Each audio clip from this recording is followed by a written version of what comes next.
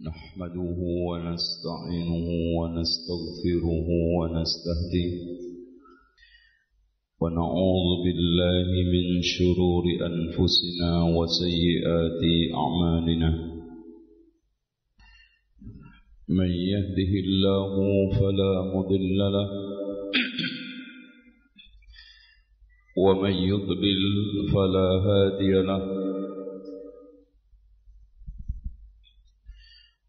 أشهد أن لا إله إلا الله وحده لا شريك له وأن محمدا عبده ورسوله قال الله عز وجل يا أيها الناس اتقوا ربكم الذي خلقكم من نفس واحدة وخلق منها زوجها وبث منهما رجالا كثيرا ونساء واتقوا الله الذي تساءلون به والأرحام إن الله كان عليكم رقيبا وقال تبارك وتعالى يا أيها الذين آمنوا اتقوا الله حق تقاته ولا تموتن إلا وأنتم مسلمون وقال تبارك وتعالى يا أيها الذين آمنوا اتقوا الله وقولوا قولا سديدا يصلح لكم أعمالكم ويغفر لكم ذنوبكم ومن يطع الله ورسوله فقد فاز فوزا عظيما فإن خير الحديث كتاب الله وخير الهدي هدي محمد صلى الله عليه وسلم وشر الأمور محدثاتها وكل محدثة بدعة وكل بدعة ضلالة وكل ضلالة في النار.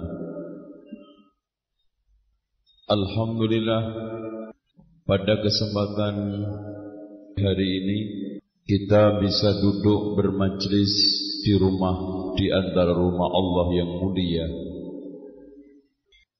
Hadirin sekalian, kita sekarang mendapati suatu zaman banyak orang sedih kehilangan dunia, tapi tidak sedih kehilangan agama dan akhirat. Banyak orang berpacu sampai harus sakit untuk mengejar dunia, tapi ogah-ogahan dan tidak mau susah sedikit untuk mengejar akhirat. Walaupun fakta dia berdoa Rabbana atina fid dunya hasanah wa fil akhirati hasanah wa qina adzabannar, tapi itu doa masih kosong dalam tataran realita dan amal sehari-hari. Mereka gundah kalau terlambat hadir di stadion sepak bola, tapi tidak pernah merasa risih terlambat hadir di majelis ilmu. Kalau ditawari ngaji, jawabnya insya Allah berkali-kali. Tapi kalau disuruh ditawari ambil gaji, tidak pakai hitung, tidak pakai kalimat insya Allah, pasti akan datang. Padahal hadirin sekalian, kalau kita berhitung umur umat Nabi Muhammad yang Rasulullah SAW mengatakan a'maru ummati ma baina sittina ila sab'in wa aqalluhum man yajuzu dhalika. Umur umatku ini antara 60 sampai 70, sedikit sekali yang lebih dari itu. Kalau seandainya hadirin sekalian kita punya umur 100 tahun, Tanyakan kepada orang-orang yang suka berhitung umur. Umur yang produktif itu berapa sih? Umur 1 sampai 4 umur balita yang penuh dengan kelemahan dan serba butuh ditopang. Umur 5 sampai 12 merepotkan orang tua dan butuh kemandirian. Umur 15 sampai 25 sibuk nyari kerjaan, itu pun kalau dapat kerja. Umur 25 sampai 40 masa produktif, hanya tinggal sedikit. Hadirin sekalian, ketika seorang umur 40, sebagaimana yang dilakukan oleh para sahabat dan juga para tabi'in serta salafus salih, di antaranya Abdullah bin Dawud berkata, adalah salah satu dari mereka kaum salaf, jika umurnya telah mencapai 40 tahun, maka mereka menggulung tempat tidurnya, mereka sama sekali tidak bisa tidur. Inilah ungkapan Allah, wa kanu qalilan minal laili ma yahja'un. Sedikit sekali mereka meletakkan lambungnya di tempat tidur. Mereka sangat tajam pendengaran dan juga perasaan untuk menangkap firman Allah. Ya ayyuhal muzammil qumil laila illa qalila nisfahu aw inqus minhu qalila aw zid alayhi warattilil qur'ana tartila. Itulah hadirin sekalian, coba hari-hari kita penuhi dengan syahwat. Umur kita habiskan untuk ghibah dan namimah. Dosa kita menumpuk. Tidak pernah ada langkah-langkah untuk taubat dan istighfar. Padahal hadirin sekalian, katanya Imam Ibnu Taimiyah di dalam kitabnya At-Tuhfatul Iraqiyah, manusia dalam sehari-harinya butuh antara syukur dengan istighfar. Syukur karena limpahan nikmat Allah yang begitu melimpah, sampai kalau seandainya manusia tidak punya apa-apa, hanya tidur di bawah jembatan dan beralaskan Quran. Nikmat yang sangat tidak bisa dihitung. Wa in ta'uddu nikmatallahi la tuhsuha. Kalau seandainya kalian menghitung-hitung nikmat Allah, kalian tidak akan bisa. Coba mata kita berfungsi, napas kita lancar, normal, kesehatan kita diberikan oleh Allah, semuanya diberikan oleh Allah cuma-cuma tanpa bayaran. Coba antum sedikit kunjungan ke rumah sakit. Berapa nilai satu mata? Berapa nilai jantung yang diberikan oleh Allah? Pelajaran sedikit yang sedang beredar sekarang di media. Pemilik Apple meninggal dunia. Sebagai ibrah buat kita, sakit pankreas. Coba bayangkan hadirin sekalian, apa yang dia tidak miliki dalam hidup ini. Miliaran dolar ada di sakunya, dan dunia telah dicicipinya, dan semua kata orang tidak ada yang tidak ada pada dirinya. Tapi bukan itu kebahagiaan. Bahkan kebahagiaan adalah sikap seorang muslim mampu menghadapi masalah dengan lapang dada, tenang hati, qanaah terhadap pemberian Allah, yang penting halal, dan selalu memiliki hubungan dekat dengan Allah. Oleh karena itu kita diingatkan oleh Allah, ya ayyuhalladzina amanu la tulhikum amwalukum wala auladukum an dzikrillah ومن يفعل ذلك فأولئك هم الخاسرون يا أيها الذين آمنوا لا تلهكم أموالكم ولا أولادكم عن ذكر الله. Wahai orang yang beriman, jangan kau melupakan, jangan kau dibikin lupa oleh hartamu, anakmu. Innama amwalukum wa auladukum fitnah. Sesungguhnya harta kalian dan anak kalian adalah fitnah. Kenyataan hidup terbukti. Rasulullah berbicara tanpa dasar hawa nafsu, akan tetapi wahyu. Rasulullah menegaskan, al-waladu mabkhalatun majbanatun maftanatun. Anak itu membikin bakhil orang tua, pengecut orang tua, bodoh orang tua, dan juga susah orang tua. Tapi berbahagialah orang yang memiliki simpenan dengan anak soleh. Yang dikatakan oleh Rasulullah SAW, "Idza mata ibnu Adam, inqata'a 'amaluhu illa min salasin. Sadaqatin jariyatin aw ilmin yuntafa'u bihi aw waladin salihin yad'u lahu."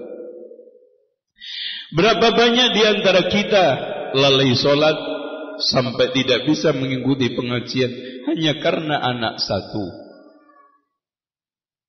Bahkan dia menjauhkan dari Allah, menjauhkan dari kebaikan, menjauhkan dari infak, dan mengingat saudara-saudara yang lemah. Hidup menjadi egois, hidup menjadi anania. Itulah anak, itulah harta. Makanya diri sekalian, katanya Ibnu Taimiyah, setelah itu manusia dibutuhkan istighfar, karena sekian nikmat yang telah diberikan oleh Allah belum sempat kita syukuri semua. Bahkan keteledoran kita banyak. Lihat solat kita. Apakah kita bisa mengatakan solat ini akan menjamin saya surga? Lihat sekarang puasa Ramadan kita, dari mulai sahur sampai buka. Apakah Ramadan itu menjanjikan la'allakum tattaqun, sehingga kita bisa duduk sejajar dengan orang-orang muttaqin nanti yang ada di surga? Lihat sekarang haji yang ditunaikan ratusan ribu umat muslim. Apakah menjanjikan raja'aka yaumin waladatuhu ummuhu, pulang seperti dilahirkan ibunya? Sama sekali tidak ada yang bisa memastikan. Makanya hadirin sekalian, katanya Ibnu Qayyim, salah seorang muridnya Imam Ibnu Taimiyah paling senior, tidak ada orang yang paling bahagia kecuali mukmin, karena ketika mendapatkan nikmat dihadapi dengan syukur, ketika terkena dosa dihadapi dengan istighfar, dan ketika mendapatkan musibah dihadapi dengan sabar. Inilah mukaddimah yang kita bisa sampaikan. Selanjutnya, sebetulnya kita tidak dilarang untuk menikmati dunia. Bahkan kita bisa lihat di dalam buku ini, atau antum kalau tidak punya cukup mendengarkan. Yahya bin Mu'ad berkata, "Aku sama sekali tidak memerintahkanmu untuk meninggalkan dunia. Akan tetapi aku memerintahkanmu untuk meninggalkan dosa-dosa. Meninggalkan dunia hanya merupakan keutamaan, sementara meninggalkan dosa sebuah kewajiban. Dan menegakkan kewajiban lebih penting bagimu daripada sebuah kewajiban atau kebaikan atau keutamaan." Hadirin sekalian, tolong dicamkan, dunia tidak tercela karenanya. Yang tercela adalah sikap yang memegang harta dan akibatnya. Dengan memiliki harta digunakan untuk ibadah, dicari dengan jalan yang baik, kemudian usaha halal, hak-haknya ditunaikan, dan dalam rangka menegakkan hak Allah dan hak manusia, maka itu merupakan suatu keutamaan. Tapi yang tercela adalah harta itu dicari dengan cara yang haram, kemudian dialokasikan untuk maksiat dan menentang Allah, lalu menimbulkan sikap angkuh dan sombong, sebagaimana yang telah disinyalir oleh Allah, kalla innal insana layadgha ar-ra'ahu istaghna, kalla innal insana layadgha ar-ra'ahu istaghna inna ila rabbika ruj'a. Sungguh manusia itu cenderung melampaui batas ketika melihat dirinya merasa kaya. Bahkan Allah Subhanahu wa taala menegaskan dalam ayat lain, walau basatallahu rizqa li'ibadihi labaghaw fil ardi walakin yunazzilu biqadari ma yasha. Kalau seandainya manusia ini saya bikin hartanya melimpah ruah, rezeki saya buka begitu lebar, maka mereka akan melakukan sikap melampaui batas di muka bumi ini. Tapi saya turunkan sekedarnya, itu pun sudah seperti ini. Hadirin sekalian, kita lanjut. Al-Hasanul Basri pernah ditanya, wahai Abu Sa'id, siapakah manusia yang paling keras teriakannya pada hari kiamat? Beliau menjawab, orang yang dikaruniai sebuah nikmat tetapi dia menggunakannya untuk bermaksiat kepada Allah. Itulah orang yang paling keras teriakannya, itulah mereka yang paling keras ceritanya, itulah orang yang paling berat siksaannya. Makanya Ali bin Abi Thalib, harta itu halal dihisab, haram masuk neraka. Dan katanya Yahya bin Mu'ad, ketika manusia meninggal dunia, saat meninggalkan harta banyak, terkena dua musibah. Bukan musibah kematian, itu semua sudah tahu. Tapi yang dimaksudkan musibah adalah, yang pertama harta yang dicari siang malam, bahkan mungkin melupakan Allah, dan mungkin mencarinya dengan cara yang haram, dia tinggalkan semua. Dan nanti ketika menghadap Allah dihisab semua. Makanya di akhir daripada kitab ini ada orang manusia yang paling kecewa, paling menyesal di hari kiamat nanti. Semoga kita tidak termasuk orang yang dikatakan di dalam kitab ini. Sufyan Ats-Tsauri berkata, orang yang paling merugi pada hari kiamat adalah tiga kelompok. Seorang yang memiliki seorang hamba, sang hamba saya datang dengan sebuah amal yang lebih baik daripada amal majikannya. Seorang hamba yang memiliki harta, tetapi dia sama sekali tidak pernah infak dan sedekah, kemudian mati, harta itu diwarisi oleh anak cucunya, dan anak cucunya bersedekah dan berinfak. Dia kecewa, anaknya yang untung, padahal enggak nyari dengan susah.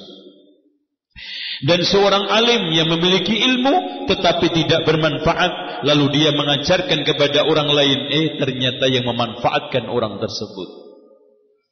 Ini orang yang paling merugi. Hadirin sekalian yang dirahmati oleh Allah Subhanahu wa taala,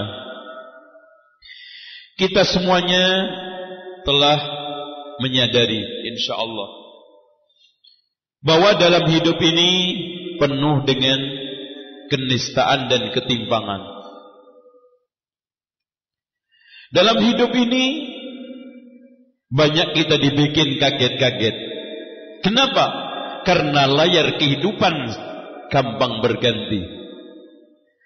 Dan watak dunia sangat fluktuatif. Dan suasana hidup kadang ketawa dan juga cepat sekali kita bersedih. Yang sekarang dibikin senang dan juga bangga dengan kekayaannya, saat-saat tertentu dia akan menangis oleh kemiskinannya. Dan siapa yang sekarang ini angkuh dengan kesehatannya dan kecantikannya, suatu ketika dia akan dibikin kecut oleh sakit dan oleh berbagai macam penurunan kondisi tubuh. Dari mulai kekuatannya semakin lama semakin melemah, kecantikan dan ketapanannya luntur, dan kegagahannya akan hilang. Itulah hidup. Tidak ada yang awet. Siapa yang sekarang berpikir kekekalan, maka akan menjadi orang paling kecewa di hidup ini. Karena hidup dicetak oleh Allah dan ditakdirkan oleh Allah tidak akan kekal. Makanya hadirin sekalian, Bapak Ibu sekalian, jangan gundah dengan ujian. Kalau gembira tidak ada yang kekal, maka sedih juga tidak ada yang kekal. Bahkan penyair mengatakan, samaniyatun tajri 'alal insan fala budda lil insani minas samaniyah. Ada 8 perkara yang akan selalu melalui manusia, dan manusia tidak mungkin tidak akan pasti melalui 8 itu. Istima'un wa furqatun, ada pertemuan, pasti ada perpisahan. 1, 2. Sururun wa husnun, ada sedih, ada gembira.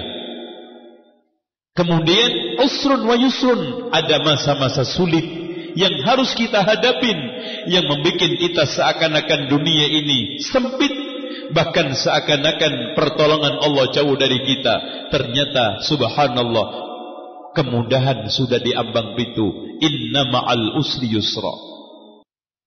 Kemudian ada sehat, ada sakit. Dengan demikian hadirin sekalian, siapa yang sekarang ini di hadapannya hidup penuh dengan onak duri ujian dan berbagai macam cobaan mendera, maka jangan gundah. Suatu saat habis gelap terbitlah terang. Habis susah maka akan datang kemudahan. Inna ma'al usri yusra. Gak ada yang awet, Pak. Gak ada yang awet. Kalau sekarang ini ada pertemuan, pasti ada perpisahan. Ada susah, pasti ada gembira. Gembira juga ada susah. Berarti gak ada yang awet, gak ada yang abadi. Dengan demikian, di sini kita bisa sampaikan sebab kegalauan hidup itu ada 5 macam. Dan sesungguhnya seorang merasakan kegalauan karena kelima macam tersebut. Inilah, tolong dicamkan, inilah kalau kita boleh sedih, sedih yang hakiki. Karena siapa yang di dalam hidup ini banyak tertawa, maka dia akan menjadi orang paling menangis nanti di akhirat. Makanya para ulama mengatakan, wahai, kepada salah seorang sahabatnya, wahai sahabatku, kalau seandainya ada orang menangis di surga, aneh enggak? Iya, aneh. Tapi lebih aneh, dia belum jelas surganya, sudah banyak tertawa di dunia. Aneh. Kalau sekarang ada orang menangis di surga, aneh. Tapi lebih aneh lagi, ada orang yang belum jelas surganya, tidak pernah menangis, bahkan banyak ketawa. Pertama, kegalauan karena dosa pada masa lampau, karena dia telah melakukan sebuah perbuatan dosa, sedangkan dia tidak tahu apakah dosa tersebut sudah diampuni oleh Allah. Ini harusnya kita berhak untuk nangis, untuk bersedih. Kita lakukan dosa, tapi bangga. Kita lakukan kesalahan, tapi seling membela diri. Dan bahkan kita jelas-jelas salah sama Allah, masih juga sempat untuk sombong di muka buminya. Makanya pernah ada seorang anak muda yang datang kepada Ibrahim Adham. Wahai anak muda, wahai Ibrahim, nasihatin saya supaya saya cerah dari maksiat. Wahai anak muda, kalau kamu ingin maksiat, jangan makan rizkinya Allah. Coba, kita setiap hari melalap, memakan, menikmati dari mulai biji-bijian, buah-buahan, daging, tumbuh-tumbuhan, udara, dan juga air kita minum. Tapi ternyata di muka bumi ini kita bermaksiat kepada yang memberi itu semuanya. Makanya tidaklah sekarang ini harus kita ingkari kalau Allah Subhanahu wa taala mengatakan wa qalilum min ibadiyas syakur, sedikit sekali hambaku satu ini yang bersyukur. Lihat ikhwan, sekarang ini hewan-hewan makhluk lain hanya dikasih oleh Allah nikmat terbatas. Kambing hanya rumput, burung kadang cuma ulat, dan yang lainnya mungkin hanya 1-2, tapi semuanya bersyukur dan bertasbih kepada Allah. Tapi coba lihat kita. Terus nasihatin saya, wahai Ibrahim, wahai anak muda, kalau kamu sekarang tidak bisa menghindar dari rizki Allah, tapi ingin tetap maksiat, cari tempat yang tidak jangan maksiat. Kalau kamu ingin maksiat, jangan menginjak buminya Allah. Wahai Ibrahim, ini lebih berat daripada yang pertama. Kemudian yang selanjutnya, wahai Ibrahim, wahai anak muda yang ganteng lagi cakep, kalau kamu tidak bisa menghindar dari maksiat, sementara kamu tidak juga bisa menghindar dari makanan, minuman rezeki Allah, dan juga tidak bisa lepas dari bumi ini, coba cari tempat yang tidak bisa dilihat Allah. Wa huwa ma'akum aina ma kuntum innallaha sami'un basir. Dengan demikian hadirin sekalian, kita mau kemana? Bahkan Allah menantang, ya ma'asyaral jinni wal insi in istata'tum an tanfudhu min aqtaris samawati wal ardi fanfudhu la tanfudhuna illa bisultan fabi'ayyi ala'i rabbikuma tukadziban. Wahai jin dan manusia, kalau kamu ingin keluar dari alam bumi ini, menghindar dari Allah, silakan. Enggak mungkin bisa. Langit milik Allah, bumi dalamnya milik Allah, alam semesta. Allah katakan alhamdulillahi rabbil alamin. Dari mana? Mau kemana? Makanya inna lillahi wa inna ilaihi raji'un. Sejauh manusia meninggalkan Allah, tolong dicamkan, suatu ketika akan balik. Makanya hikmah tawaf, berputar-putar akan kembali ke Hajar Aswad lagi. Sejauh manusia meninggalkan Allah, dia akan balik kepada Tuhannya lagi. Tidak bisa lepas. Ya ma'syaral jinni wal ins in istata'tum an tanfudhu min aqtari samawati wal ardi fanfudhu la tanfuduna illa bisultan. Coba sekarang Anda lolos keluar langit, Anda sekarang coba menghindar, tidak nginjak bumi. Selanjutnya, wahai anak muda, kalau kamu tetap maksiat, menghindar dari Allah, rizki Allah nggak bisa. Keluar dari bumi juga nggak mungkin. Mencari tempat yang tidak dilihat Allah juga nggak ada. Kamu kan nanti mati bawa dosa kan. Bilang sama malaikat maut, saya nggak mau dicabut nyawa saya. Nggak mungkin. La yumkin.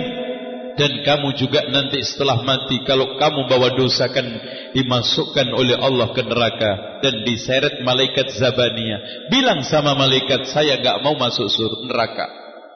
Nggak bisa. Inilah yang dikatakan oleh Allah. Allah Subhanahu wa ta'ala memberikan peringatan banyak tentang ancaman-ancaman neraka. Ya, apalagi neraka Saqar. Ya. Yang Allah Subhanahu wa ta'ala menegaskan kepada orang-orang yang masuk ke neraka Saqar, ma salakakum fi saqar? Qalu lam naku minal musallin wa lam naku nut'imul miskin wa kunna nakhudu ma'al khaidin. Selanjutnya nomor 2, Inilah yang kita layak untuk menangis dan bersedih. Yang lainnya tidak perlu kita tangisi. Lewatnya dunia tidak membuat kita harus gundah. Dan tidak dapatnya sesuatu yang kita inginkan menunjukkan ada kehendak yang lebih tinggi, yaitu Allah. Yang Allah katakan, وَمَا تَشَاءُونَ إِلَّا أَن يَشَاءَ اللَّهُ إِلَّا أَن يَشَاءَ اللَّهُ رَبُّ الْعَالَمِينَ. Apa-apa yang kalian kehendaki itu sebetulnya semua atas dasar kehendak Allah. Kalau meleset, pasti ada yang terbaik buat kita yang kita tidak tahu. Yang kedua, yang harus kita nangis, dia telah melakukan kebaikan, tetapi dia tidak tahu apakah kebaikan tersebut diterima atau tidak. Allahu Akbar. Kalau memang seperti ini, siapa yang sekarang ini sombong dengan solatnya, sombong dengan karya-karya amal solehnya? Bahkan Rasulullah SAW sendiri mengatakan, ma minkum min ahadin yadkhulul jannata bi'amalihi. Tidaklah di antara kalian masuk surga karena amalnya. Wala anta ya Rasulullah, walaupun engkau ya Rasulullah, wala ana, walaupun saya, illa ayyataghammadani Allah Ta'ala birahmatin wa fadlin min. Kecuali hanya karena rahmat dan karunia-Nya lah saya masuk surga. Apatah kita yang Rasulullah sudah dijamin, yang dia maksum Nabi. Dengan demikian, kalau Rasulullah mengatakan, ya ayyuhan nas tubu ilallah wa inni atubu ilallahi mi'ata marratin fil yaum. Wahai manusia, bertaubatlah kalian kepada Allah, karena sungguh aku bertaubat dalam satu hari 100 kali. Padahal Rasulullah SAW antum tahu sendiri, maksum, dijamin surga sebelum dia wafat, dan dijamin dosanya diampuni sebelum dan sesudah. Maknanya belum dosa pun Allah sudah memaafkan. Makanya kita layak untuk mengatakan, Rabbana ighfir lana dhunubana wa kaffir 'anna sayyi'atina wa tawaffana ma'al abrar. Ya Allah, ampunilah kami, dan ya Allah, rahmatilah kami, dan kumpullah kami bersama orang-orang soleh, mereka yang telah mendahului kita. Wa'fu anna waghfir lana warhamna anta maulana fansurna 'alal qaumil kafirin. Wa'fu anna. Kenapa? Ya Allah, ini antara aku dengan kamu aja ya Allah. Aib ini jangan sampai kau tunjukkan kepada manusia hambamu. Cukup ini antara aku denganmu. Wa'fu anna. Kalau memang ternyata sudah diketahui makhlukmu, hambamu, waghfir lana. Subhanallah. Waghfir lana, ampuni dosa kami ya Allah, yang sudah menjadi aib cacat di tengah manusia. Dan kalau memang masih tersisa dosa-dosa itu belum kau ampuni juga ya Allah, wa'fu anna waghfir lana warhamna anta maulana fansurna 'alal qaumil kafirin. Rahmatilah ya Allah nanti kalau seandainya aku ketemu engkau. Kalau seandainya nanti pertemuan itu saya harus membawa salah dan dosa, warhamna anta maulana fansurna 'alal qaumil kafirin. Inilah hadirin sekalian permintaan seorang hamba yang lemah, pengakuan dosa yang tulus, karena memang manusia tidak ada yang bersih. Tidak ada satupun yang tidak ketemu Allah kecuali membawa dosa. Namun dosa itu mungkin lebih kecil daripada kebaikannya. Namun yang kita harapkan, faman kana yarju liqa'a rabbih, barang siapa yang ingin ketemu Allah dengan pertemuan yang baik, falyamal amalan salihan, wa la yusyrik bi ibadati rabbih ahada. Barang siapa yang ingin bertemu dengan Allah dengan pertemuan yang baik, hendaknya amal soleh dan jangan melakukan persekutuan dalam ibadah.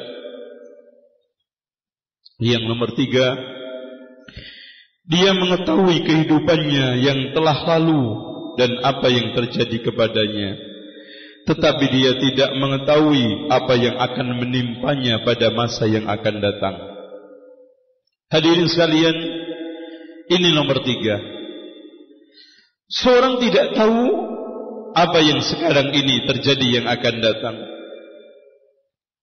Makanya disinilah banyak menangis daripada tertawa merupakan satu ciri khas seorang mukmin. Coba bayangkan hadirin sekalian, tahu enggak kita nanti menjadi orang istiqomah dan mukmin sampai meninggal dunia? Betapa banyak dan naudzubillah orang yang harus murtad sebelum meninggal dunia. Kisah-kisah diturunkan oleh para ulama di dalam kitab-kitabnya.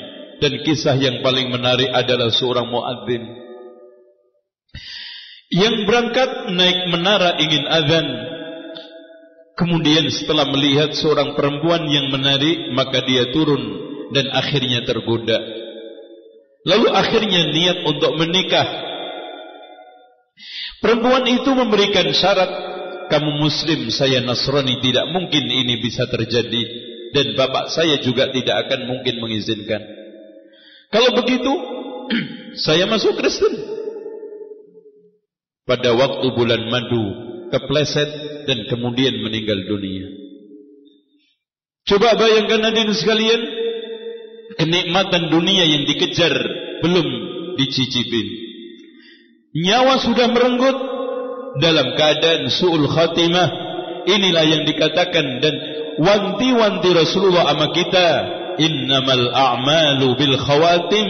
Amalan itu tergantung pungkasannya. Amalan itu tergantung pungkasannya. Siapa yang sekarang ini bangga dengan hari sekarang, dia akan dibikin sedih hari esok. Karena pada dasarnya hadirin sekalian, hari yang dilalui oleh manusia itu cuma 3. Hari yang lalu tinggal catatan amalnya. Apakah yang sekarang kita simpan banyak baiknya atau buruknya? Kalau banyak baik, kata Allah, فَأَمَّا مَنْ سَقُلَتْ مَوَازِينُهُ فَهُوَ فِي عِيشَةٍ رَاضِيَةٍ وَأَمَّا مَنْ خَفَّتْ مَوَازِينُهُ فَأُمُّهُ هَاوِيَةٌ وَمَا أَدْرَاكَ مَا هِيَ نَارٌ حَامِيَةٌ فَأَمَّا مَنْ ثَقُلَتْ مَوَازِينُهُ فَهُوَ فِي عِيشَةٍ رَاضِيَةٍ. Dia akan di dalam kehidupan yang sangat radiyah, yang disebutkan oleh Allah di dalam ayat lain, surat lain.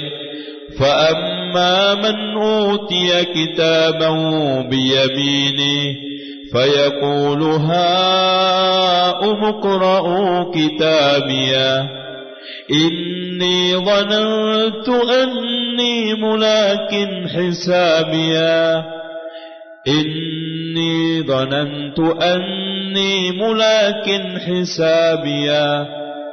Saya akan pasti menghadapi hisab saya.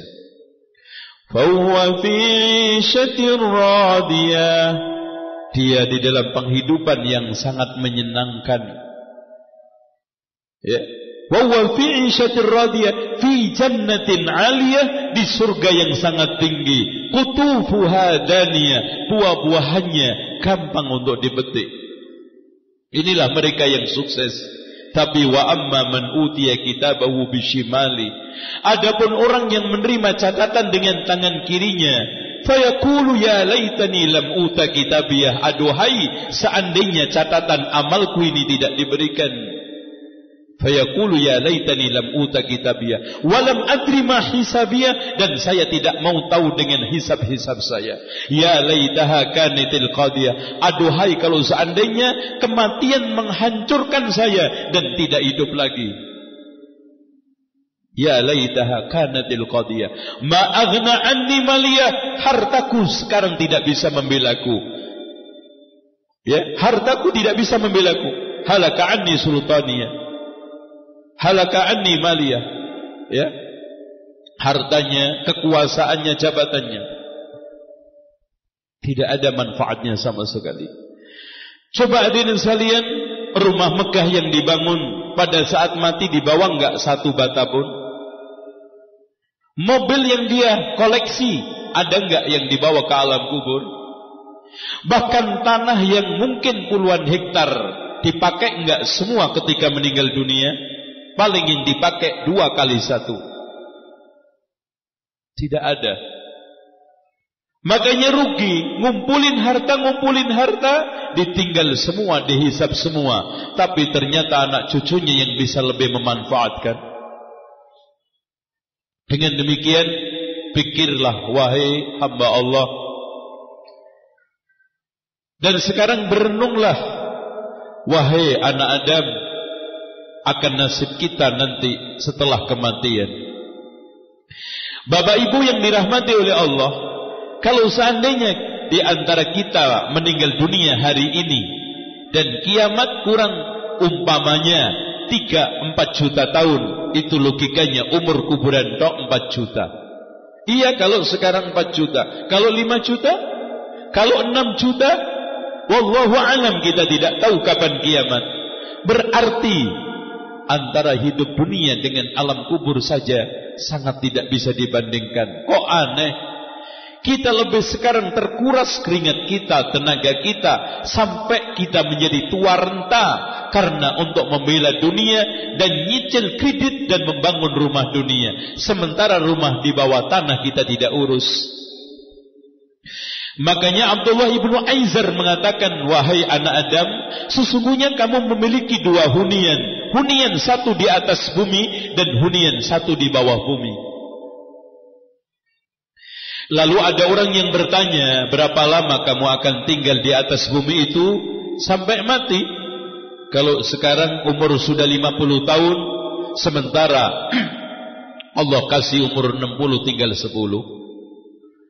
Lalu ada orang lagi bertanya, berapa lama kamu tinggal yang hunian di bawah bumi sampai kiamat? Coba, kalau kiamat kurang.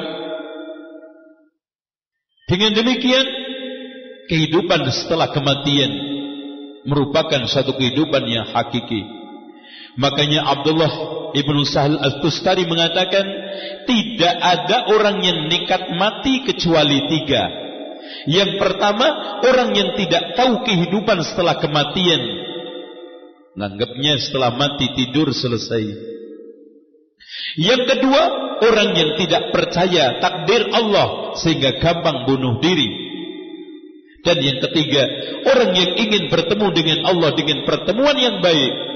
Mereka lah orang-orang yang sukses yang dikatakan oleh Allah di dalam Al-Quran. Mereka diantaranya adalah وَالَّذِينَ هُمْ عَلَى صَلَاتِهِمْ دَائِمُونَ وَالَّذِينَ فِي أَمْوَالِهِمْ حَقٌّ مَعْلُومٌ لِلسَّائِلِ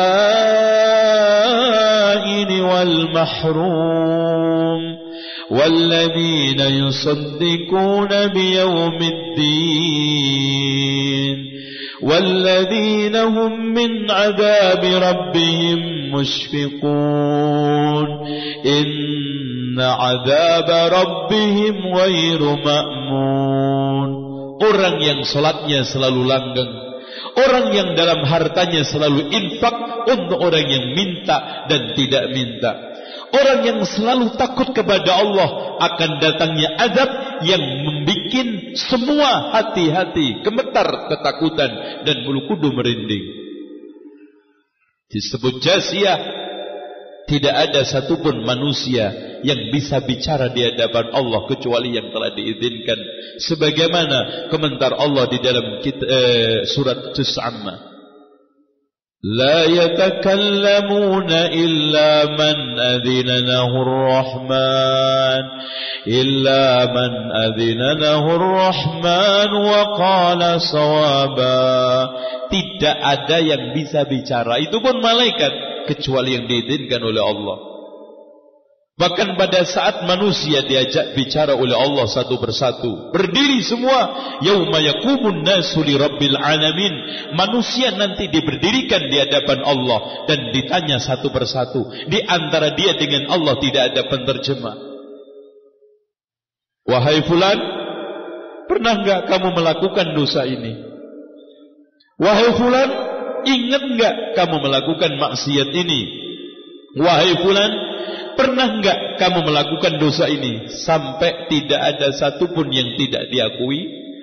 Hatta dhanna innahu qad halak, sampai dia mengira akan masuk neraka. Allah katakan, qad satartu alaika fid dunya wa aghfiru lakal yauma. Dulu di dunia saya tutupin dan sekarang saya ampuni. Allahu akbar. Tidak ada hari yang paling bahagia kecuali hari saat mukmin di hadapan Allah dikatakan, hari ini aku akan ampuni. Itulah hadirin sekalian yang hanya bisa diperbuat oleh seorang hamba. Hari-harinya dipenuhi dengan lesan basah dengan alhamdulillah dan sesekali astaghfirullah. Allahumma anta rabbi la ilaha illa anta khalaqtani wa ana abduka khalaqtani wa ana abduka wa ana ala ahdika wa wa'dika mastata'tu. Ya Allah, saya ini adalah hambamu dan saya mencoba untuk menjaga janji-janjimu sesuai dengan kemampuanku. Abu'u lak bi ni'matika alayya fa abu bi dhanbi. Ya Allah, Engkau datang membawa rahmat dan pengampunan, aku datang membawa dosa. Coba ya ikhwan, sekarang tuan rumah mana yang menerima? Dia datang membawa berbagai macam hadiah. Ternyata kita datang ke rumahnya dengan membawa berbagai macam kotoran. Makhluk mana yang sekarang menerima? Dia datang membawa maaf, sementara kita caci maki. Enggak ada. Hanya Allah. Allahumma anta rabbi la ilaha illa anta khalaqtani wa ana abduka wa ana ala hadika wa adika mastata'tu abulak wa bi ni'matika alayya fa abu min dhanbi faghfirli fa innahu la yaghfiru dhunuba illa anta. Astaghfirullahal azim alladzi la ilaha illa huwal hayyul qayyum wa atubu ilaih. Itulah yang hanya bisa diucapkan dan disampaikan seorang hamba kepada Tuhannya yang Maha Rahman, yang Maha Rahim, yang Maha menerima hamba sekotor apapun. Lihat ya ikhwan, seorang yang telah membunuh 100 orang diterima enggak oleh Allah? Lihat bagaimana sekarang ini umat-umat yang dahulu, sampai kita disuruh berdoa oleh Allah, Rabbana la tu'akhidna in nasina aw akhtana Rabbana wa la tahmil alaina isran kama amaltahu ala alladhina min qablina Rabbana wa la tuhammilna ma la taqata lana bih. Tidak ada. Oleh karena itu jangan putus asa terhadap rahmat Allah. Qul ya ibadiyalladzina asrafu ala anfusihim la taqnatu min rahmatillah. Wahai hambaku, katakan Muhammad, wahai hambaku yang telah mengotori dirinya dengan perbuatan maksiat, zalim, jangan putus asa terhadap rahmatku. Bahkan Rasulullah SAW mengatakan, Inna Allah yabsutu yadahu bil laili liyatuba musi'un nahar, wa inna Allah yabsutu bin nahar liyatuba musi'ul lail. Allah membuka tangannya, menghamparkan tangannya pada waktu malam hari untuk menerima taubat hambanya yang salah pada waktu siang hari, dan membuka pada waktu siang hari untuk menerima taubat hambanya pada yang salah pada waktu malam hari. 24 jam kita ditunggu oleh Allah kata maafnya. Tidak ada yang paling mudah untuk menerima maaf kecuali Allah. Tidak ada yang paling gampang mentolerir kesalahan-kesalahan kecuali Allah. Dengan demikian, hadirin sekalian yang dirahmati oleh Allah, tidak ada hari-hari yang dilalui oleh seorang anak Adam yang paling bagus kecuali hari-hari yang dipenuhi lisan basah dengan istighfar dan syukur kepada Allah akan nikmat-nikmatnya. Yang keempat, dia mengetahui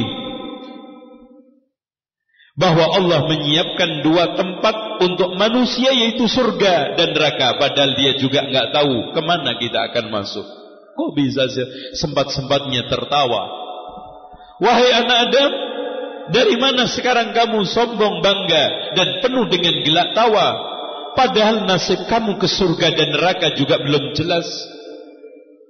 Betul hadirin sekalian, amal-amal itu semuanya sebab, tapi bisa gugur karena tidak ikhlas atau tidak benar. Apalagi ikhlas. Amal kita terus terang hadirin sekalian penuh dengan riya dan sum'ah. Salat yang kita lakukan banyak tercemar dengan pamer. Sedekah yang kita berikan penuh dengan nilai intrik-intrik ego dunia. Dan juga hadirin sekalian, haji umrah yang kita lakukan hanya sekedar untuk panggilan. Padahal ikrar yang telah diucapkan oleh jamaah haji pada saat memasuki ihram dan memulai ibadah, labbaik Allahumma labbaik, labbaik la syarika laka labbaik, labbaik la syarika laka labbaik. Ya Allah, aku penuhi panggilanmu dan tidak ada sekutu dalam pemenuhan panggilanmu ini kecuali hanya untukmu. Tapi lihat, pamrih, pamer, sum'ah, ingin mendapatkan status sosial menghiasi kita semuanya. Amal apa yang bisa kita banggakan di hadapan Allah? Terus kemudian kita sekarang kok sempat-sempatnya memperbanyak tawa, padahal surga neraka belum tentu. Kita bahkan mungkin ke nerakanya lebih jelas. Al-jannah ya ikhwan, dikatakan oleh Rasulullah, ala inna sil'atallahil jannah, ala inna sil'atallahi ghaliyah, ala inna sil'atallahil jannah. Ketahuilah barang dagangan Allah itu mahal, dan ketahuilah barang dagangan Allah itu surga.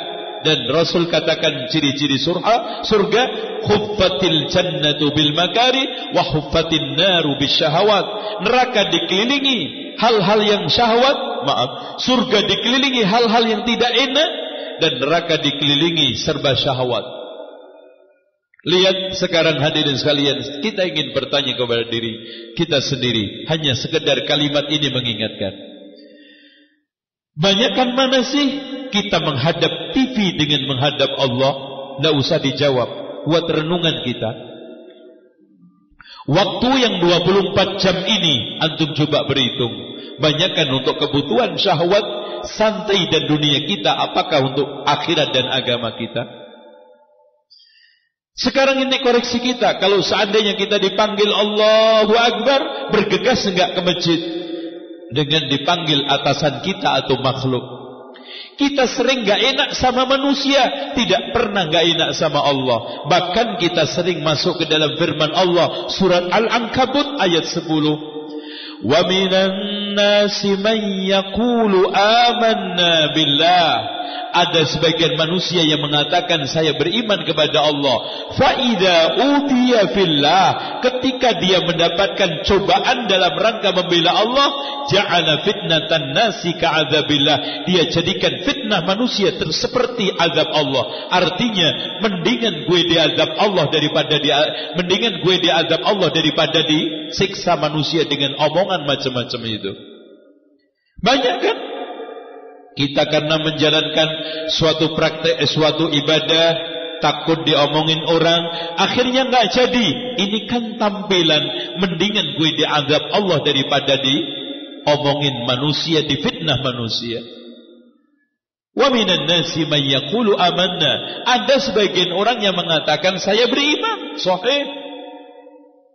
Wa minan nasi man yaqulu amanna billah.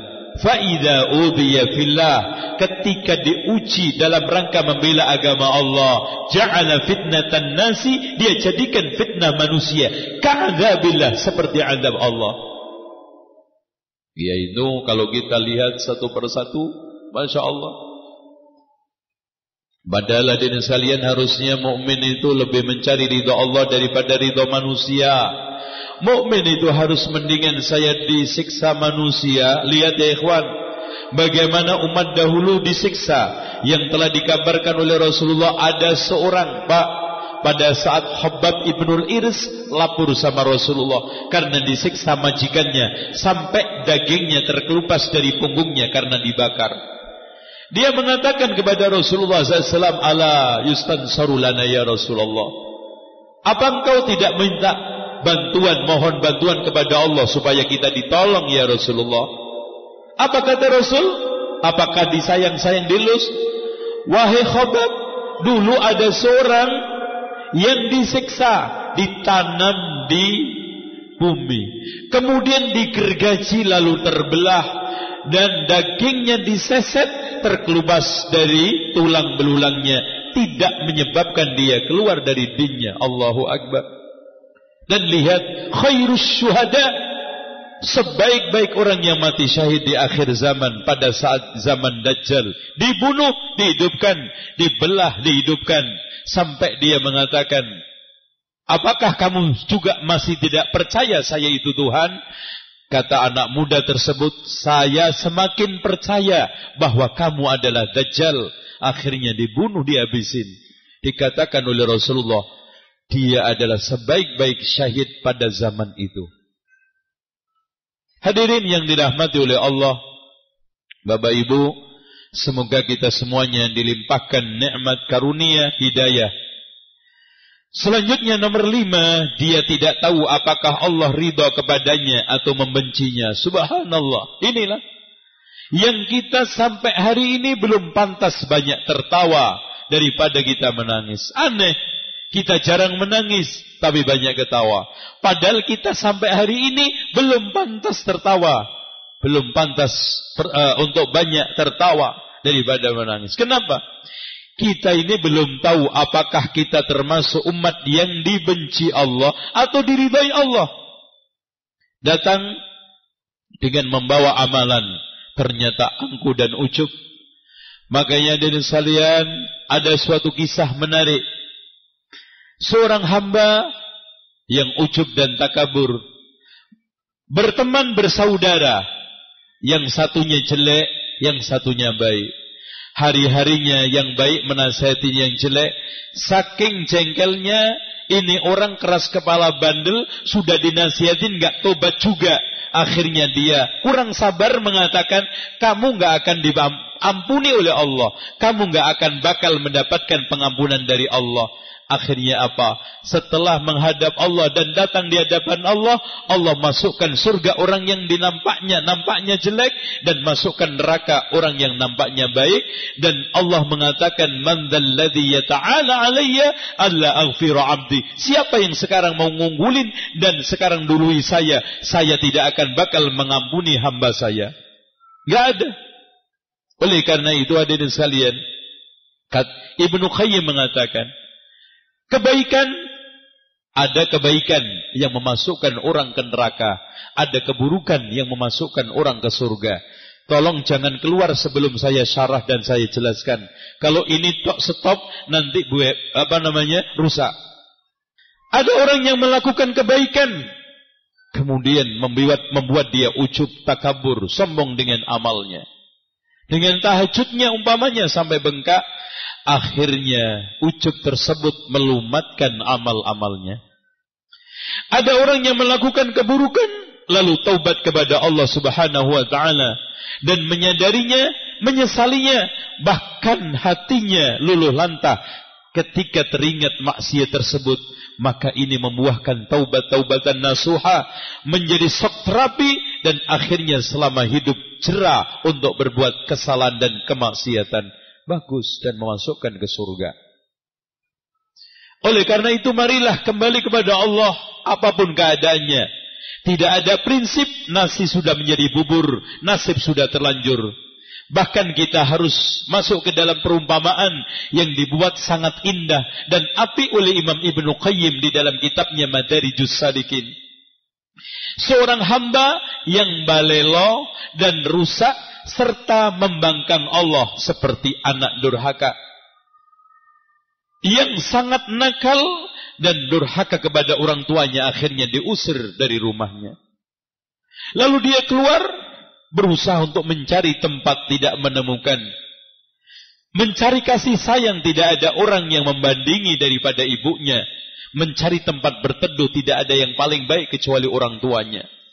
Akhirnya dia terpaksa kembali. Di ambang pintu, dia tidur masih ditolak. Dia merengek-rengek ditolak. Akhirnya lambat laun karena seringnya mengetuk pintu. Astaghfirullahaladzim. Allahumma anta rabbi la ilaha illa anta khalaqtani. Terus akhirnya seorang ibu yang penyayang membukakan pintu dan akhirnya anak tersebut dimasukkan sambil mengatakan, wahai anakku, ibu sebetulnya bukan benci sama kamu, tapi tidak senang kalau kamu terjebur ke dalam kesalahan, kemaksiatan. Ayo sekarang anakku, kalau kamu memang tobat, mari masuk rumah. Mari sekarang ini bersama ibu. Ibu melakukan ini semuanya hanya karena saya tidak mau kamu menjadi orang-orang jahat, jelek, durhaka, dan menjadi orang-orang yang melakukan kemungkaran. Bahkan Allah lebih sayang daripada seorang ibu kepada anaknya. Budak yang kehilangan anaknya lama, setelah ketemu dirangkul, dicium, dan menangis. Ada kisah menarik. Pernah ada seorang budak yang lalu lalang ternyata mencari anaknya.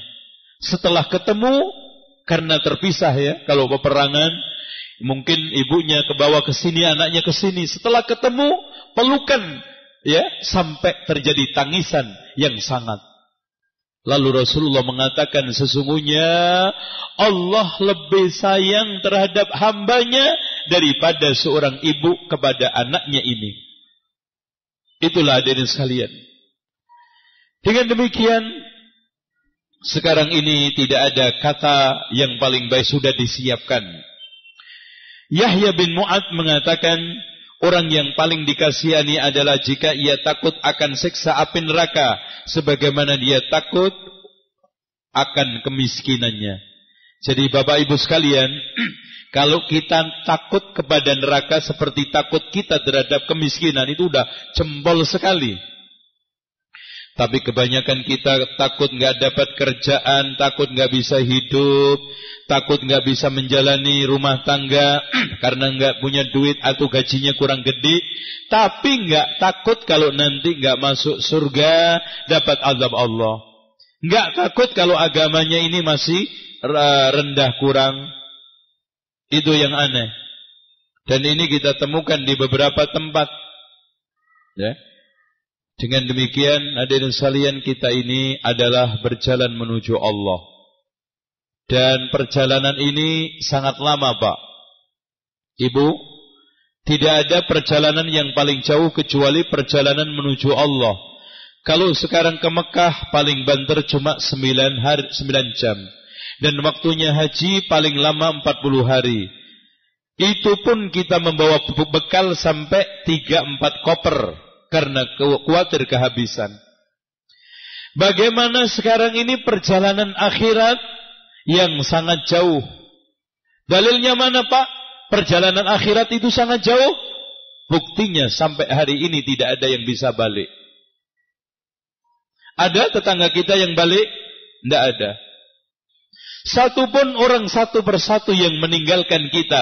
Tidak ada satupun yang nongol. Baik mereka yang hidup zaman dulu dan mati di sekitar kita zaman sekarang. Loh, kalau sekarang unta berjalan di suatu padang pasir yang sangat menakutkan, panasnya sangat menyengat, dan padang pasir sangat mengerikan, dan binatang buas siap menerkam, itu saja menggunakan persiapan yang sangat ekstra. Coba perjalanan Siksa menghadang kita, matahari didekatkan sepenggala, manusia dikumpulkan di mahsyar yang kata Rasulullah, yuhsyarun nasu yaumal qiyamati hufatan uratan ghurlan. Manusia dikumpulkan di hari kiamat dalam keadaan tidak pakai alas kaki, telanjang dan belum disunat. Dan manusia masing-masing nafsi-nafsi. Kenapa? Yauma yafirrul mar'u min akhihi wa ummihi wa abihi wa sahibatihi wa bani likulli imri'in minhum yawma idzin sya'nun yughni. Manusia nanti melarikan dari saudaranya, dari bapaknya, ibunya, istrinya dan anaknya, karena masing-masing sibuk dengan urusan sendiri-sendiri. Saudaraku, Sufyan Ats-Tsauri pernah berkata, jagalah dirimu dari kemarahan Allah dalam 3 hal. Jagalah dirimu agar tidak lalai pada perintah Allah. Kalau lalai, kamu dimurka.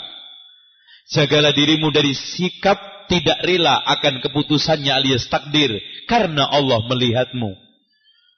Dalam keadaan raut muka Anda merah, padam, marah akan putusan Allah. Allah melihat. Kamu sikap apapun Allah membantumu. Tidak tidur, tidak ngantuk. La ta'khuduhu sinatun wala naum. Yang ketiga, jagalah dirimu dari sikap membenci Rabbmu ketika engkau minta kepadanya tetapi engkau tidak mendapatkannya. Sering kita suudzon sama Allah. Yang lebih lucu, jarang minta, sekali minta nuntutnya macam-macam. Tapi kita sering mengadukan Allah kepada makhluk. Makanya katanya Imam Ibnu Qayyim di dalam kitabnya Al-Fawaid, manusia paling celaka adalah manusia yang mengadukan makhluk kepada Allah, mengadukan Allah kepada makhluknya. Gimana Pak bentuknya? Cerita sama tetangganya, Mbak, saya ini memang nasibnya kurang begitu mujur, Mbak.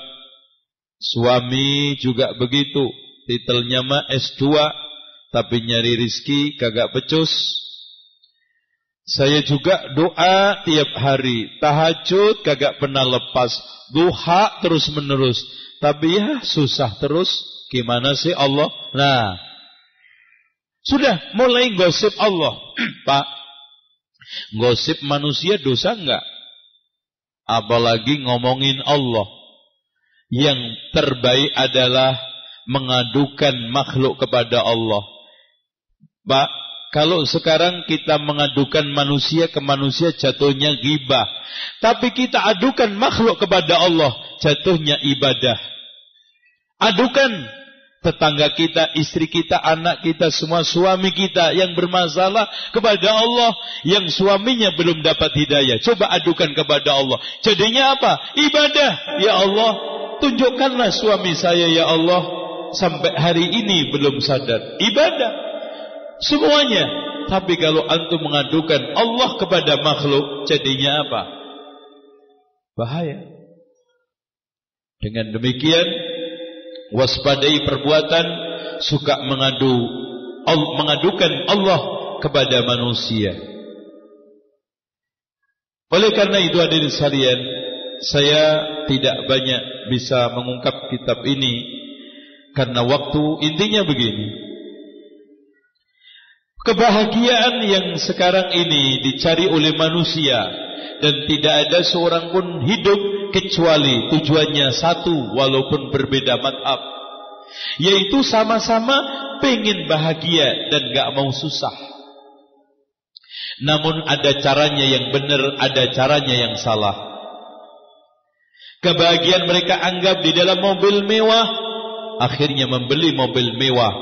Sementara mungkin kredit, mungkin cara melunasinya dengan cara-cara yang tidak benar.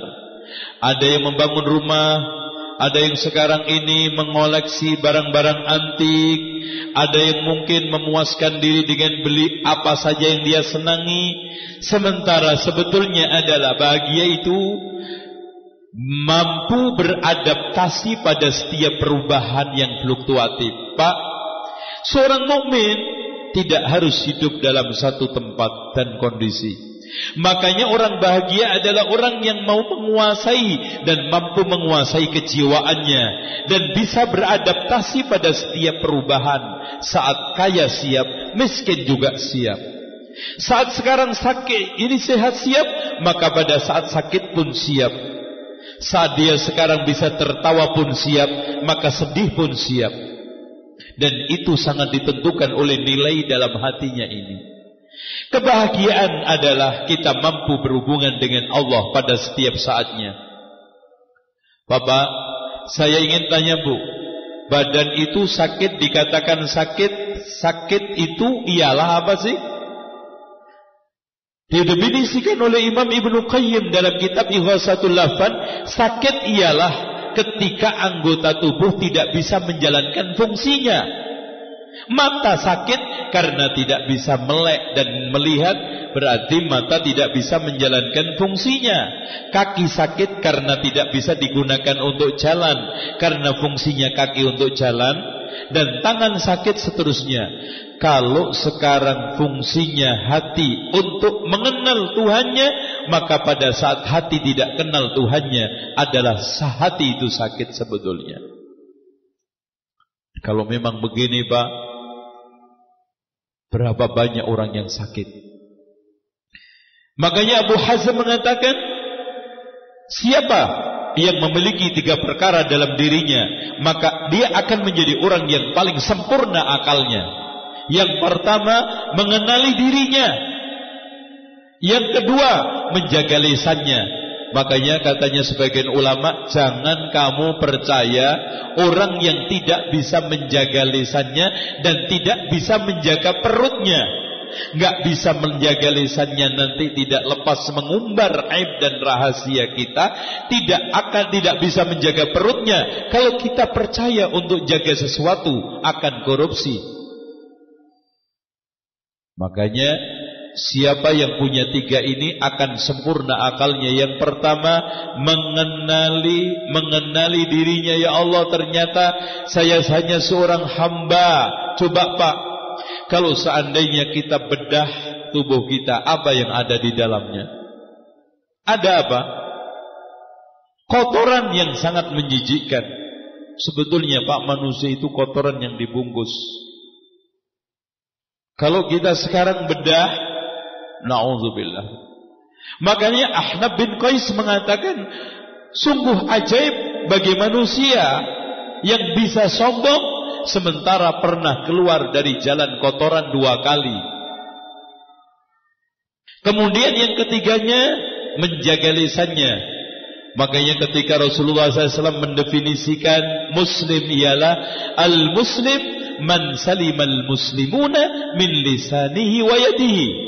Yang namanya muslim adalah muslim yang bisa menjaga lisannya sama tangannya untuk tidak mengganggu orang lain. Kenapa Pak? Surga nerakanya orang itu karena banyak ditentukan oleh lisan sama tangan. Sekarang saya tanya, ibadah mana yang lisan sama tangan tidak berperan? Dan maksiat mana lisan sama tangan tidak berperan? Nyalain mercon pakai apa? Nyanyi yang ganggu orang, gebar-gebar pakai apa? Lisan. Semuanya lisan. Dan yang ketiga adalah qanaah. Qanaah terhadap pemberian Allah, yang penting halal. Jangan suka ngelirik yang di tangan orang. Makanya Rasulullah memberikan suatu arahan, wa amma dunya fanzuru ila man huwa asfala minkum wa dzalika ajdaru alla tazdaru ni'amallahi 'alaikum. Adapun dalam masalah urusan dunia, maka lihatlah di bawah kamu, karena itu lebih patut kamu mensyukuri nikmat-nikmat Allah. Tapi orang itu kalau nikmat senangnya di tangan orang, enaknya di tangan orang, itu biasanya jarang bersyukur dan selalu sekarang ini hatinya merasa tidak puas dengan yang ada dan selalu iri dengki apa yang di tangan orang. Ini penyakitnya. Dan hadirin sekalian yang dirahmati oleh Allah Subhanahu wa taala, kalau kita sekarang ini sudah merasa cukup dengan yang kita miliki, jangan terlalu sedih dibikin sedih oleh kondisi yang akan datang yang belum jelas. Ada kadang-kadang seorang orang tua, terutama ibu, kepikiran banget sekolahnya anak, sampai mikir kuliahnya anak, padahal anaknya baru masuk TK. Coba kalau dilalui setapak demi setapak, setahap demi setahap, akhirnya apa? Pikirannya dibikin guncang, batinnya merana dan resah. Dan tentang masalah yang terkait dengan bagaimana kita itu bisa mengendalikan hati, gini Pak. Ada definisi yang cukup apik dari Yunus ibnu Abi Maisarah tentang zuhud. Yang inilah akhir daripada kesimpulan, dunia ada di tanganmu, akhirat ada di hatimu. Kalau di tangan pasti gampang lepas, diminta infak akan mudah. Kalau ada orang ngomong, enggak mas, saya duit sih gampang, tapi infak masih pelit. Berarti dunia di hatimu, akhirat di tanganmu. Apalagi hanya sekedar ditawari supermi 5 bungkus, dan juga mungkin hadiah-hadiah lain, pindah agama. Itu namanya agama di tanganmu, hati di dunia, dunia di hatimu. Hati dikuasai dunia. Katanya Yunus ibnu Maisarah, zuhud ialah kamu lebih percaya apa yang di tangan Allah daripada yang di tanganmu. Walaupun harta melimpah ruah, tapi yang di tangan Allah lebih banyak. Kemudian musibah dan nikmat kamu sikapi dengan sikap yang sama, karena pada akhirnya semua adalah ujian. Makanya Allah katakan, فَأَمَّا الْإِنسَانُ إِذَا مَبْتَلَاهُ رَبُّهُ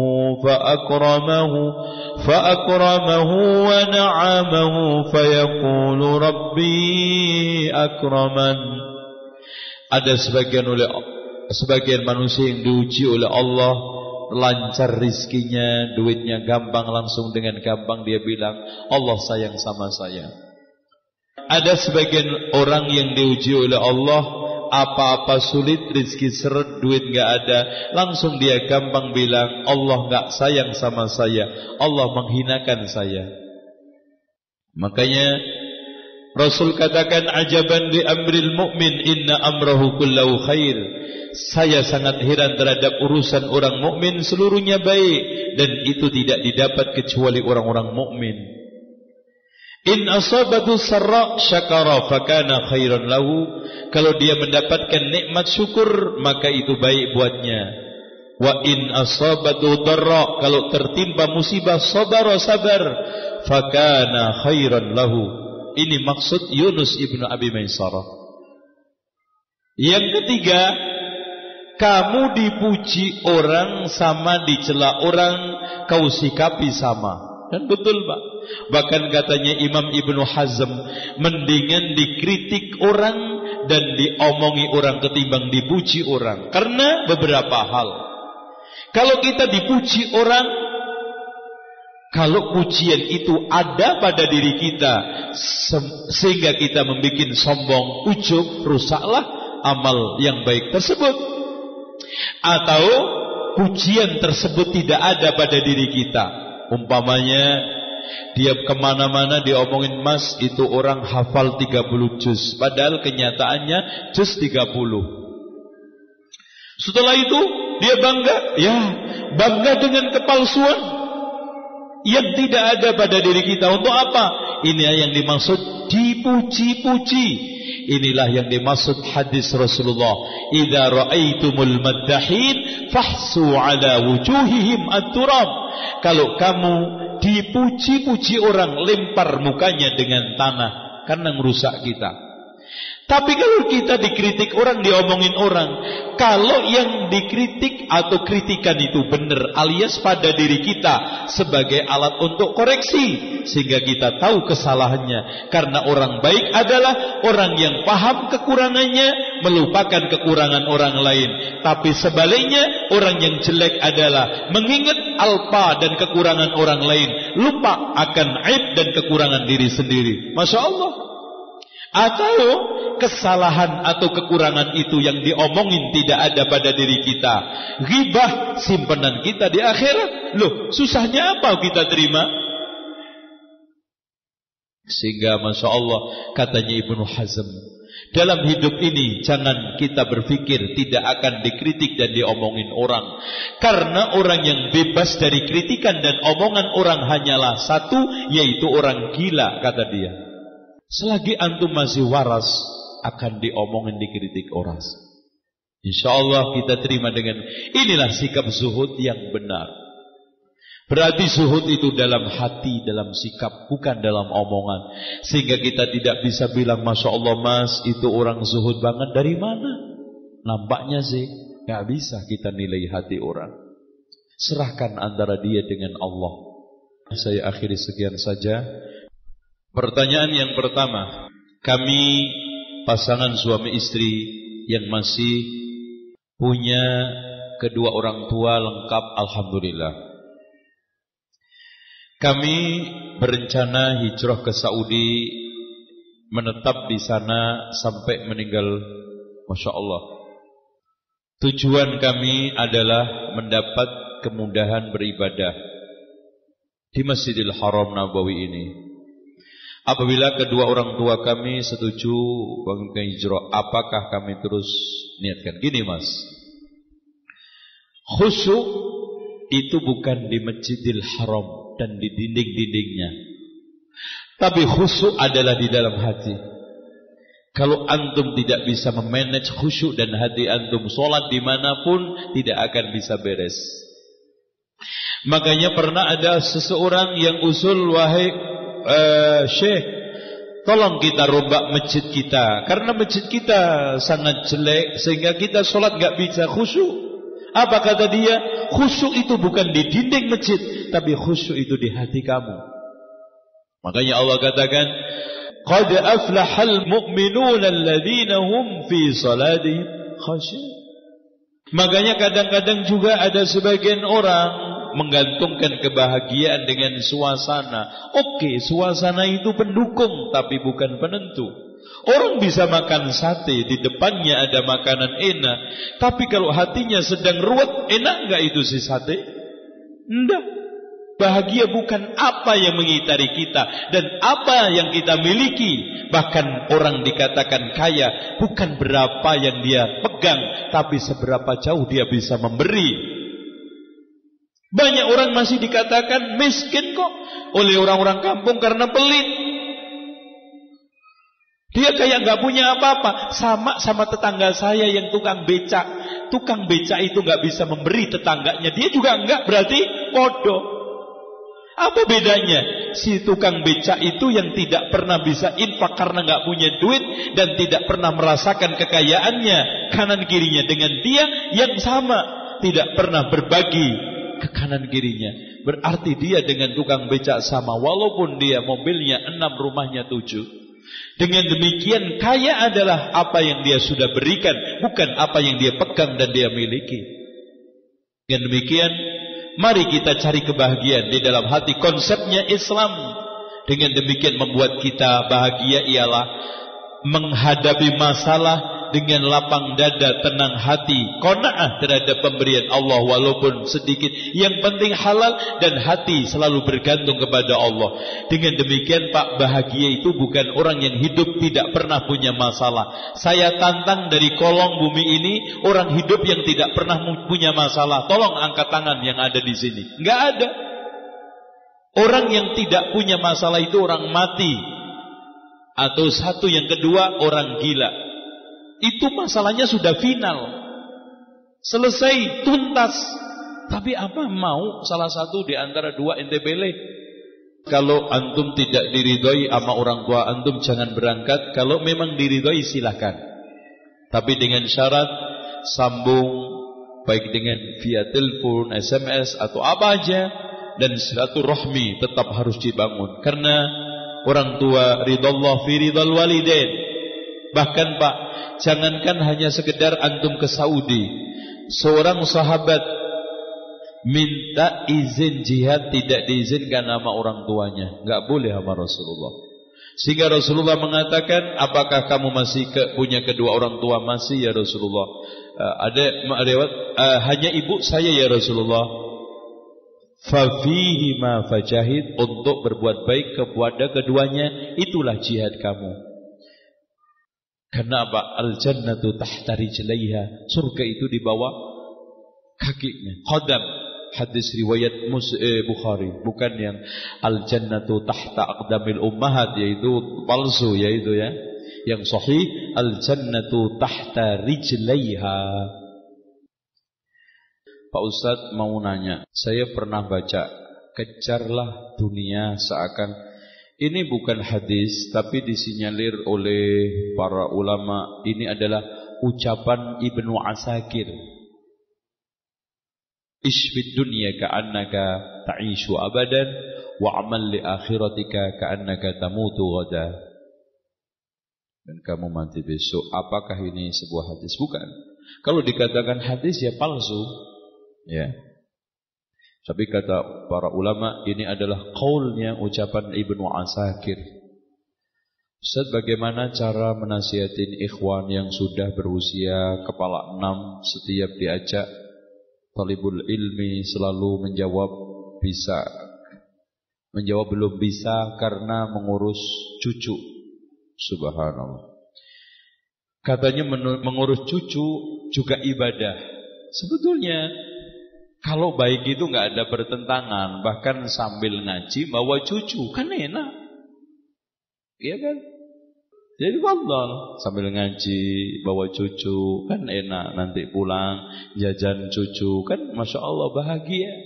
Tidak ada taman yang lebih indah setelah tamannya Rasulullah, antara rumah dengan mimbarnya Rasulullah adalah taman ilmu. Sehingga disebut oleh Rasulullah taman, idza marartum biriyadil jannati farda'u, jika di antara kalian lewat taman-taman surga bersimpuhlah. Apa yang dikatakan wa mariyadul jannah, apa yang dimaksud taman surga? Qala halqatu dzikri halaqah ilmu. Nikmat. Makanya masya Allah malaikat ketika lapor karena mendapatkan halaqah dzikir, apa yang mereka minta? Meminta rahmatmu ya Allah dan surgamu. Apakah mereka sudah pernah melihat surga? Belum ya Allah. Kalau seandainya melihat, mereka akan lebih sungguh mintanya. Dan apa yang mereka berlindung, takut sama nerakamu ya Allah. Bagaimana kalau mereka melihat nerakaku? Mereka akan semakin lari. Kabarkan, sampaikan kepada mereka, wahai malaikat, aku telah ampuni mereka semuanya. Malaikat mengatakan, ya Allah, di antara mereka ada datang yang iseng alias gak serius. Mereka mendapatkan ampunan berkat yang serius. Alhamdulillah. Yang datang iseng dapat, kata Rasulullah SAW, humul julasa'u la yashqa bihim jalisuhum. Mereka adalah berteman yang tidak akan mencelakakan teman yang lain. Allahu Akbar. Barokahnya thalabul ilm. Yang iseng aja dapat fadilah, yang cuman main-main aja dapat fadilah, apalagi yang serius. Sementara Rasul katakan, man salaka tariqan yaltamis fihi ilman sahalallahu lahu bihi tariqan ilal jannah. Siapa yang sekarang ini menempuh jalan untuk mencari ilmu akan Allah, mudahkan jalan menuju surga. Dan mayuridillahu bihi khairan yufaqihu fid din. Barang siapa yang dikehendaki oleh Allah baik, akan dimudahkan jalan menuju ilmu. Pahamkan masalah ilmu. Makanya ibu, bapak sekalian, pertanda orang tidak diinginkan baik oleh Allah, sulit diajak untuk ngaji. Karena Allah Rasul mengatakan, siapa yang dikehendaki oleh Allah baik, digampangkan pemahaman agamanya. Berarti tanda orang diinginkan oleh Allah buruk, sulit untuk diajak memahami ilmu alias juga ta'lim. Dan tolong dicamkan, innamal ilmu bitta'allum. Kata Rasulullah, ilmu itu dengan belajar, bukan dengan berangan-angan. Dan ikhwan, sekarang tidak ada orang yang gak butuh ilmu. Makanya pencanangan wajib belajar itu bukan hanya orang-orang tertentu, kelompok tertentu. Bahkan Rasulullah mengatakan, talabul ilmi fariidatun ala kulli muslim. Mencari ilmu itu wajib bagi setiap muslim. Laki perempuan, yang sekarang bisnismen, pedagang, ustadz, guru yang tinggal di pesantren dan di luar pesantren. Rasul katakan, talabul ilmi faridatun ala kulli muslim. Makanya enggak ada sekarang alasan mau tua, mau muda, mau mati, semuanya sama. Bahkan Imam Syafi'i sampai mau meninggal dunia masih mengajar belajar. Sampai kena penyakit wasir, masih belajar. Jadi gak kenal batas usia. Pak Ustadz, sebelum saya mengenal sunnah dan belajar ibadah yang lebih baik, saya bekerja di sebuah hotel yang di dalamnya terdapat banyak kemaksiatan. Dan dari hasil gaji dan tips di tempat kerja tersebut, alhamdulillah setelah saya menikah dan punya anak, saya membeli rumah dan kendaraan motor dari hasil gaji del hotel. Semenjak kenal sunnah, alhamdulillah, saya dan istri keluar dari pekerjaan di hotel. Pertanyaan, haramkah apa yang sudah kami dapatkan? Secara umum, bekerja di hotel adalah pekerjaan yang halal. Haramnya karena ada faktor X, itulah yang ada atau tidaknya. Karena hotel-hotel di sekitar Mekah, Madinah itu semuanya hotel enggak, Mas? Antum kerja di sana halal. Nah, tip-tip itulah yang haram antum infakkan. Kalau antum sendiri butuh diinfaki, ya jangan infak. Lah antum aja butuh, mana mungkin antum infak? Kalau cukup dan saya bisa berusaha dengan yang halal, walaupun pas-pasan, itu lebih nikmat. Karena gini Pak, harta halal dengan haram sering saya umpamakan seperti babi dengan sapi. Sapi sekali lahir 1, dan babi sekali lahir bisa 7, 10, 15. Tapi lihat, yang dinikmati orang banyakkan daging sapi apa daging babi? Di mall, supermarket, walimah, dan kampung-kampung, Masya Allah, berlimpah sapi, kambing, ternak. Padahal menurut teori akal nggak mungkin. Ini nggak pernah disembelih, ini disembelih terus, kok malah banyak? Karena yang halal itu barokah. Walaupun nampaknya kan Pak, sedikit 1 tikus setelah kali lahir, Masya Allah, apalagi babi. Tapi lihat, makanya Allah katakan, فَأَمَّا الزَّبَدُ فَيَذْهَبُ جُفَاءً وَأَمَّا مَا يَنْفَعُ النَّاسَ فَيَمْكُثُ فِي الْأَرْضِ. Adapun buih akan cepat sirna, dan yang manfaat buat manusia tahan di muka bumi. Insyaallah awet. Hadirin sekalian, saluran halal itu lebih banyak sebetulnya daripada haram. Cuman manusia kadang-kadang membuat apes dirinya sendiri dengan mengatakan, Mas, yang haram aja susah, apalagi yang halal. Nah kan ngapes sendiri itu, bikin apes sendiri. Hewan, antum hitung hewan yang halal dengan hewan yang haram. Lautan semuanya, Mak. Ya semuanya antum makan boleh, kecuali yang barangkali ada buaya, ular, itu pun yang berbisa sama kata. Subhanallah, lautan itu isinya subhanallah, dari rumputnya, dari ikannya, dari ini, itu nggak habis kita makan. Loh kok aneh, yang haram aja susah, Mas. Yang haram itu ente sendiri yang bikin. Kayak kita kerja udah bagus, dirusak Pak ama suap. Apalagi di Indonesia ini, Masya Allah, kalau nggak disuapin nggak mau. Makanya tidak ada bangsa yang paling sayang sama sesamanya kecuali bangsa Indonesia, suap-suapan terus. Apa bedanya antara zuhud dengan qanaah wara'? Ini baru. Zuhud dengan wara'. Wara' itu menjaga diri karena takut neraka. Kalau zuhud menjaga diri, kebalik. Kalau zuhud, wara' takut menjaga diri karena khawatir enggak masuk surga. Mana yang lebih mulia? Zuhud. Karena plus, kalau orang hanya takut enggak masuk neraka, itu ya menjaga wajib-wajib aja sudah beres. Tapi plus takut enggak dapat surga. Fadilah, keutamaan yang sunnah akan diutamakan. Qanaah tidak bisa dibandingkan zuhud, wara' jelas. Tapi kalau qanaah itu tadi saya katakan, terima apa adanya, yang penting halal. Dan kalau zuhud itu plus menghindar dari syubhat. Walaupun kerjaan itu halal, tapi kalau syubhat pun dihindarkan, itu sudah zuhud. Ya. Tapi kalau hanya ini kan halal mas, nggak ada dalilnya. Coba saya tanya, kerja di hotel halal apa haram? Halal.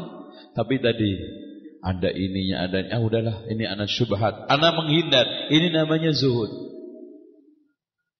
Ustaz, apa hukumnya pakai gigi palsu sampai mati? Ya enggak apa-apa, asalkan untuk tujuan kesehatan, bukan untuk tujuan perhiasan.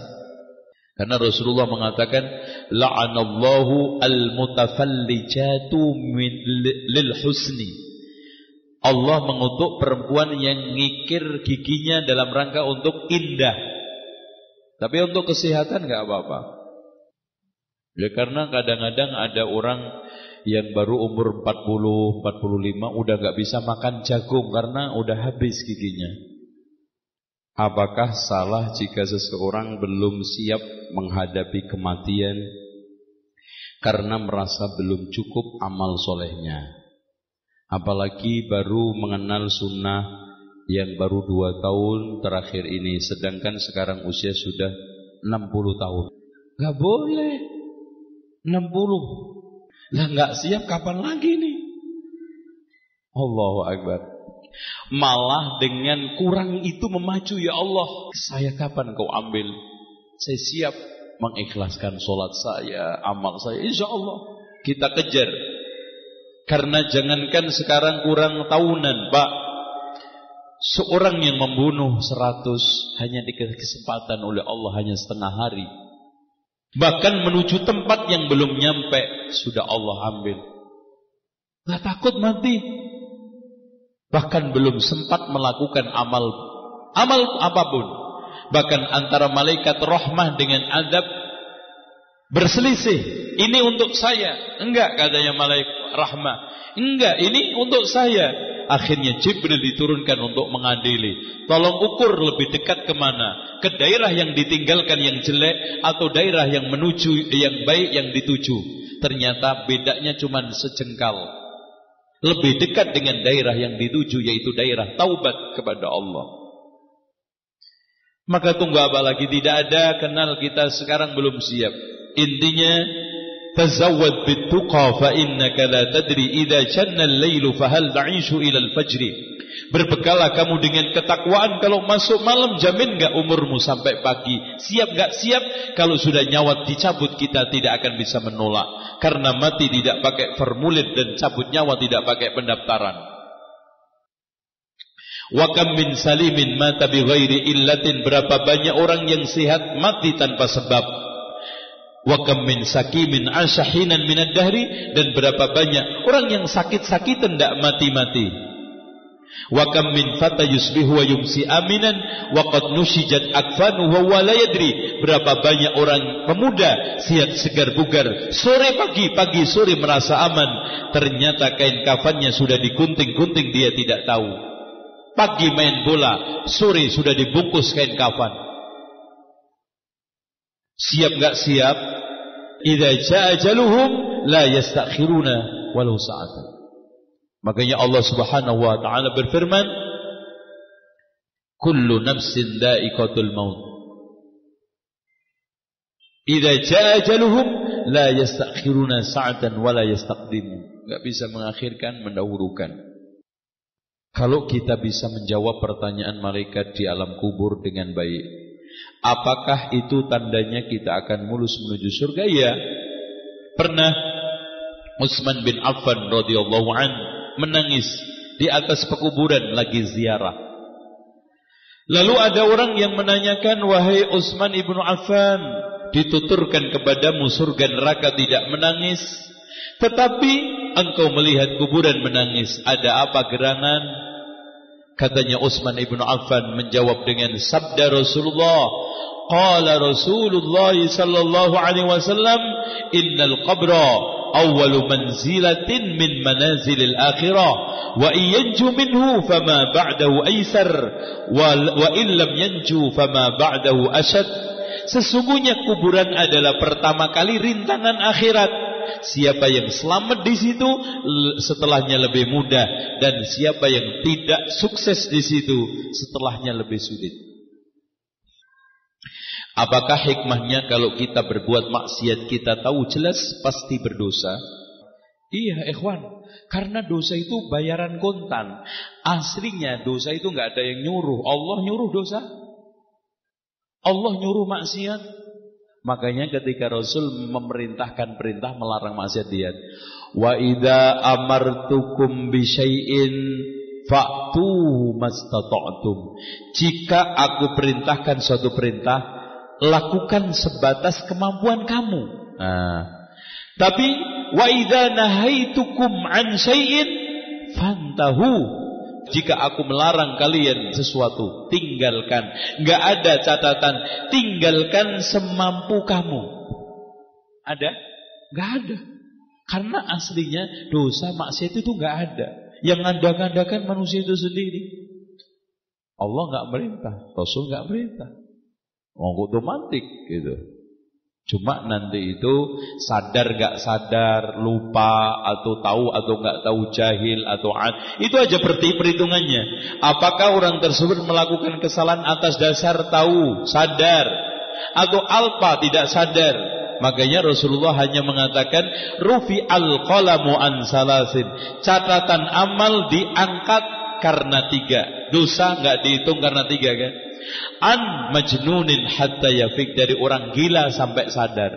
Wa anis sabi hatta yahtalim, dari anak kecil sampai gede. Wa anin naim hatta yastaykid, dari orang tidur sampai bangun.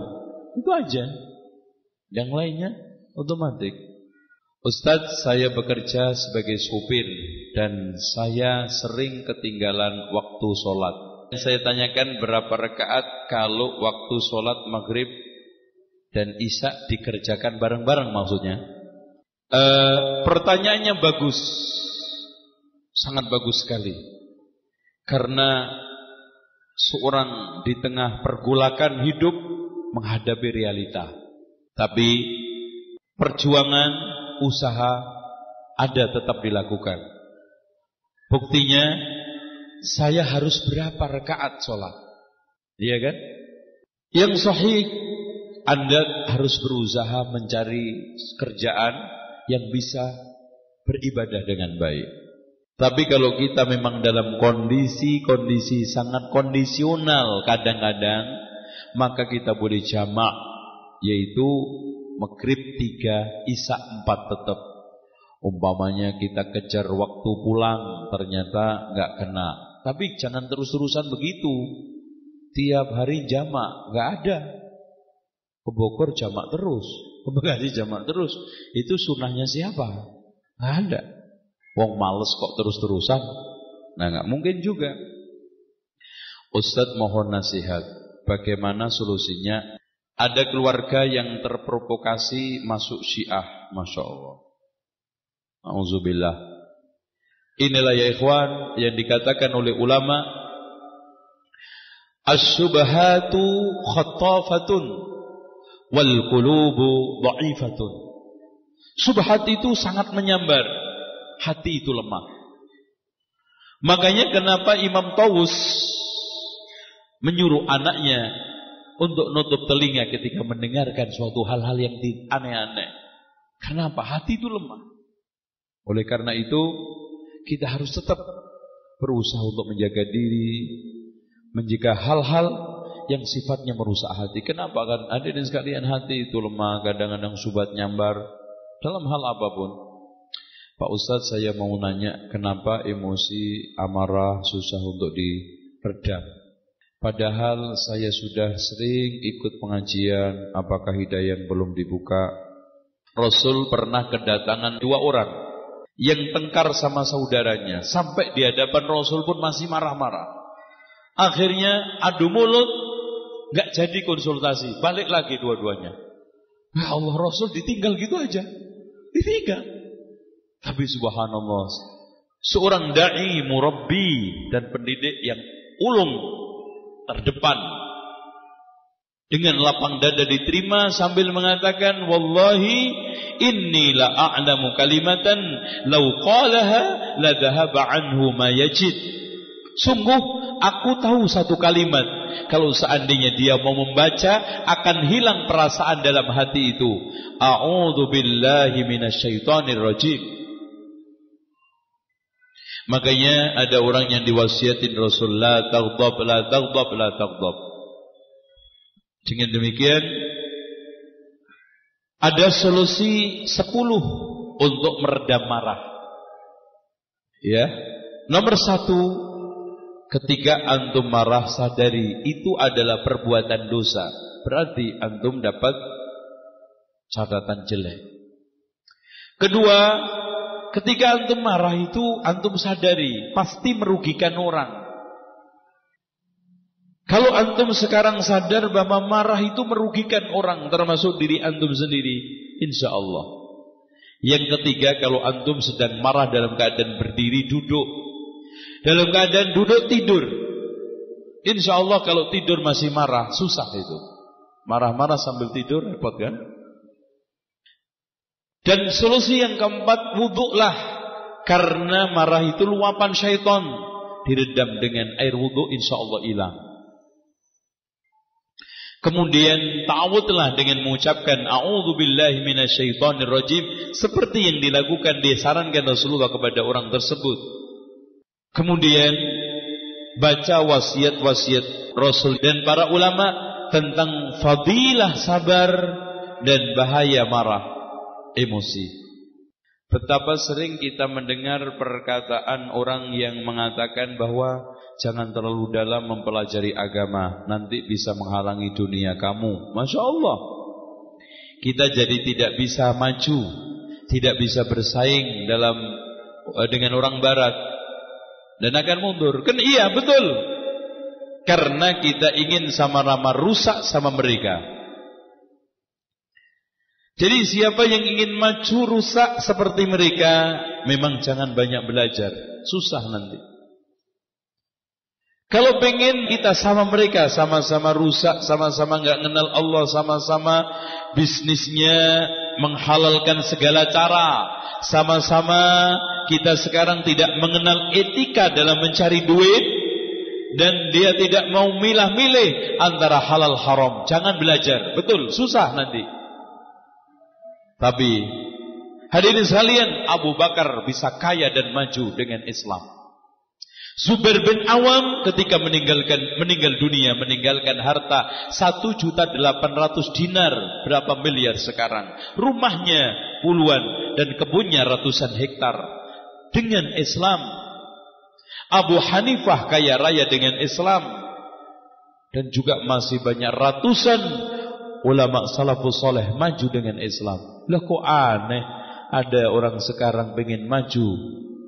Hadirin sekalian, ada sebagian orang tua supaya anaknya sukses ujian gak boleh sholat. Udah deh, gak apa-apa, sekarang gak sholat, jangan dibangunin, kan besok ujian. Nah, nanti ujian, subhanallah. Sejak kapan supaya sukses ujian tidak sholat?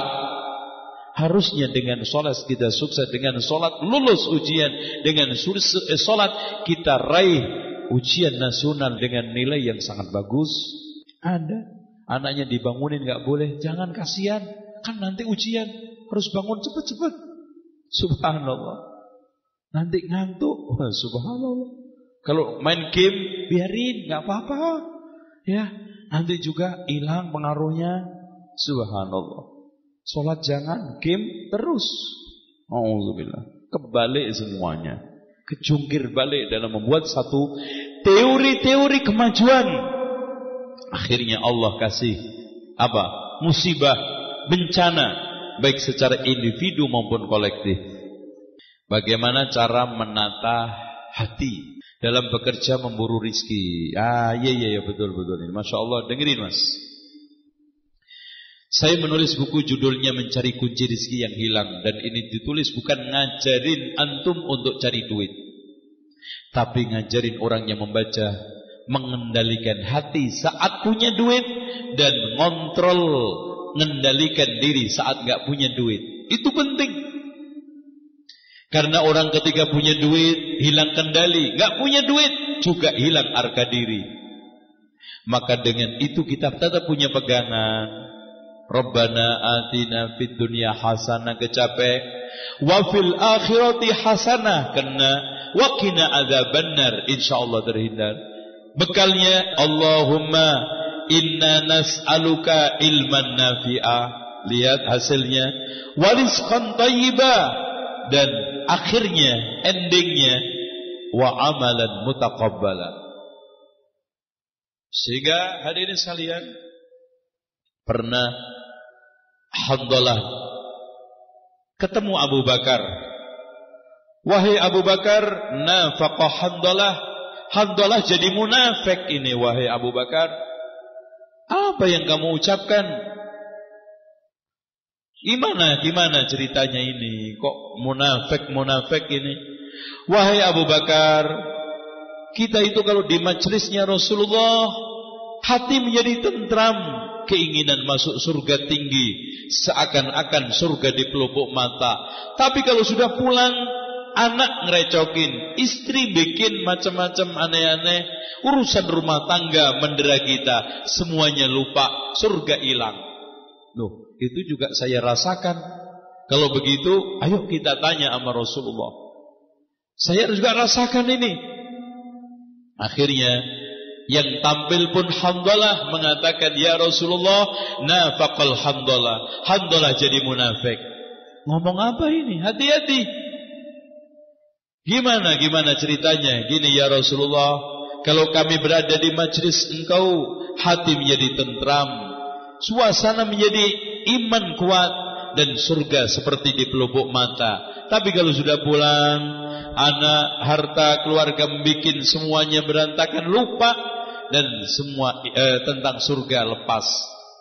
Katanya Rasulullah SAW, kalau kamu dalam keadaan kondisi seperti bersama saya terus menerus, maka malaikat akan mengajak jabat tangan bersamamu di jalan-jalan dan di tempat tidur. Sekali ini, ya kadang begini, ya kadang begini. Fa'idha faraghta fasab. Ya, sekali kita ngurus dunia, rada ngeblank, hadir lagi ke kajian. Ya, jangan juga kajian hanya tempat pelampiasan.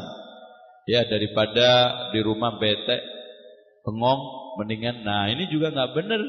Akhirnya nyampe kajian nggak karu-karuan yang diperbuat. Ada yang ngobrol sendiri, terutama ibu-ibu. Nggak di sini sih, di sono Pak, di timur. Itu ibu-ibu kalau kajian ngomong sendiri. Udah gitu bawa kacang setoples. Masya Allah.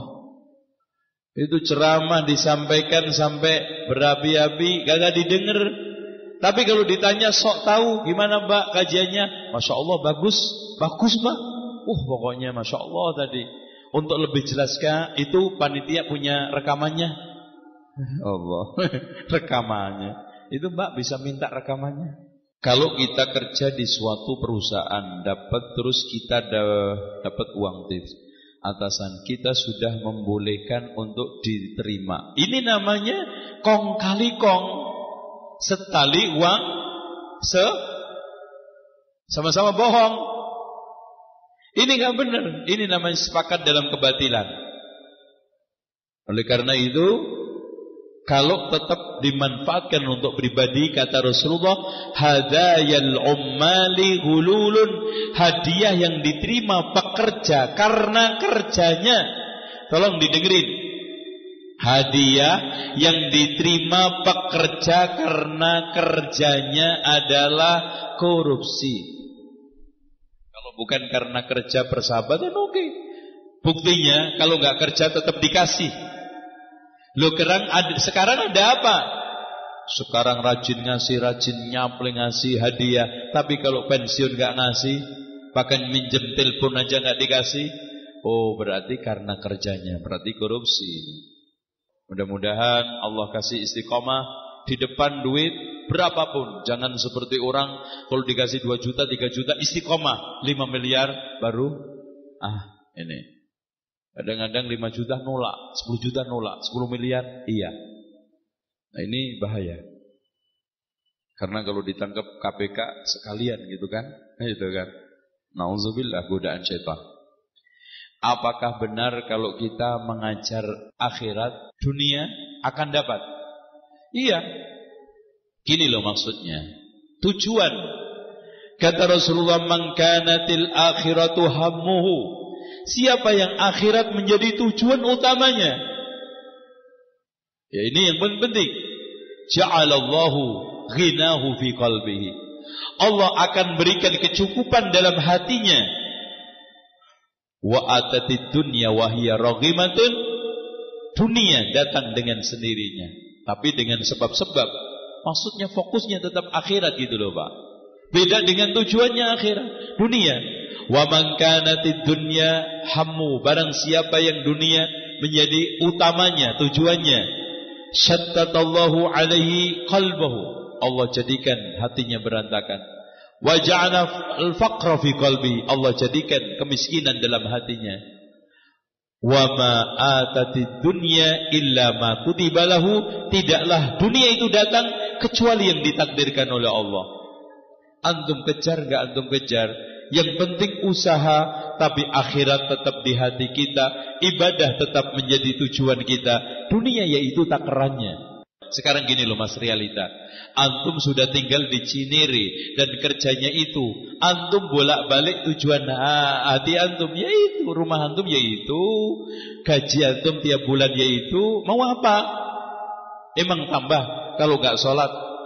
Atau berkurang karena sholat? Enggak toh? Nah kalau memang begitu, tetap sholat, tetap akhirat menjadi tujuan saya.